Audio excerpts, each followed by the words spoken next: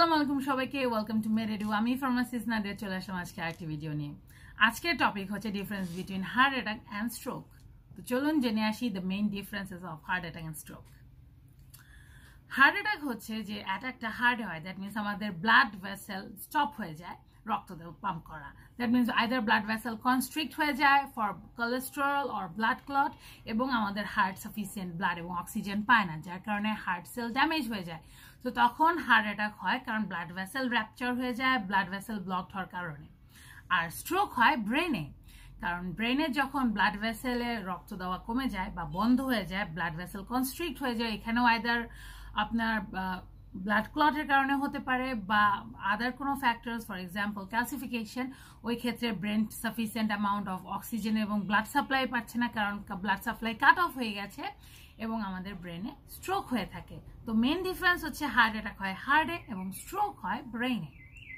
তো দোনোটারই কিছু specific symptoms আছে ডিফারেন্সিয়েশনস আছে তো চলুন জেনে আসি সিমটমস এবং আলাদা কোনো ডিফারেন্সিয়েশনস আছে কিনা বললাম যে হার্ট অ্যাটাক হয় যখন ব্লাড ভেসেল রক্ত দেওয়া বন্ধ করে দেয় হার্টে এবং ব্লাড ভেসেল র্যাপচার করে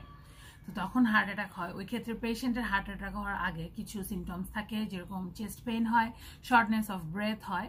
এবং অনেক সময় মাথা ঘোরাতে পারে পেশেন্ট ফেন্ট হয়ে যেতে পারে দ্যাট মিনস তখন পেশেন্টের হার্ট অ্যাটাক হয়েছে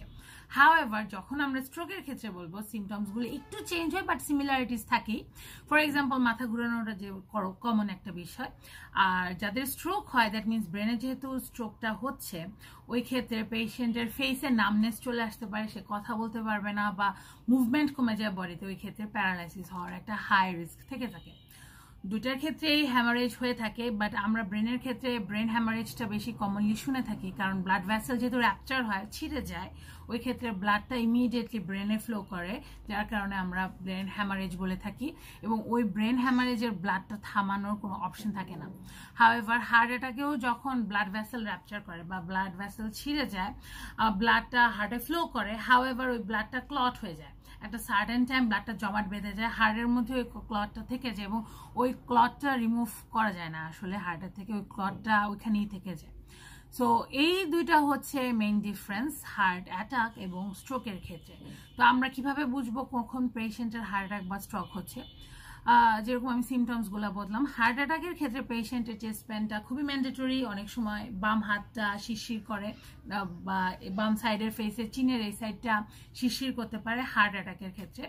আর ব্রেন স্ট্রোকের ক্ষেত্রে কি হয়ে থাকে পেশেন্টের ফেসের যে কোনো এক সাইড নামনেস হয়ে যেতে পারে দ্যাট মিনস কোনো বোধ নেই কোনো সেন্সেশন নেই এরকম প্রবলেম হতে তার কথা বলতে ডিফিকাল্টি হচ্ছে বা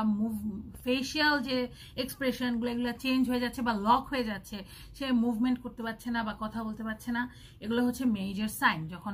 ব্রেন স্ট্রোক হয়ে থাকে সো যখন এরকম কোনো মেজর সিমটমস দেখতে পারবেন অবভিয়াসলি ইমার্জেন্সিতে নিয়ে যান হসপিটালাইজ করুন এবং ডক্টরের সাথে কনসাল্ট করুন কারণ এগুলো লাইফ থ্রেটেনিং এবং হসপিটাল ছাড়া এগুলোর আদার কোনো অপশন নেই আমাদের কাছে একটা জিনিস যেটা জেনে রাখা অবভিয়াসলি ভালো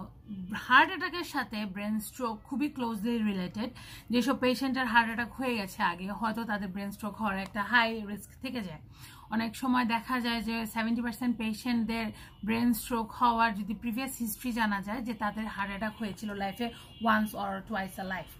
সো এই জিনিসগুলো হতে পারে আর যদি ব্রেন স্ট্রোক হঠাৎ করেই হয়ে যায় এক্ষেত্রে আদার কোনো এক্সটার্নাল বা ইন্টারনাল কজ থাকতে পারে পেশেন্টের ব্রেন স্ট্রোক হওয়ার আইদার সিভিয়ার কোনো ইনজুরি হয়েছিল কোনো কনকাশন হয়েছিল ব্রেনে তো বা মাথায় কোনো সিভিয়ার ইনজুরি হয়েছিল এই কারণে ব্রেন স্ট্রোক হতে পারে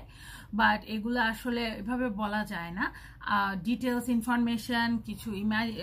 রেডিও ইমেজিং নিতে হয় এবং আদার ফ্যাক্টরস ব্লাড টেস্ট লাগে এই ডিটেলস ইনফরমেশনগুলো জানার জন্য তো আশা করি আজকে মেন ডিফারেন্স যেটা বলতে পেরেছি এবং আপনাদেরকে ইনফরমেশন দিতে পেরেছি যে হার্ট অ্যাটাক এবং ব্রেন স্ট্রোকের মধ্যে ডিফারেন্স কি এবং কিভাবে বুঝবো যে কোনটা কখন হচ্ছে তো আশা করি আজকের ভিডিওটা আপনাদের অনেক হেল্পফুল ছিল আরো ডিফারেন্সিয়েশন ভিডিও জানার জন্য give this video a Thums up and don't forget to subscribe to my channel and also follow me in my Facebook page which is given in my description box সবাই ভালো থাকবেন আল্লাহ হাফেজ bye bye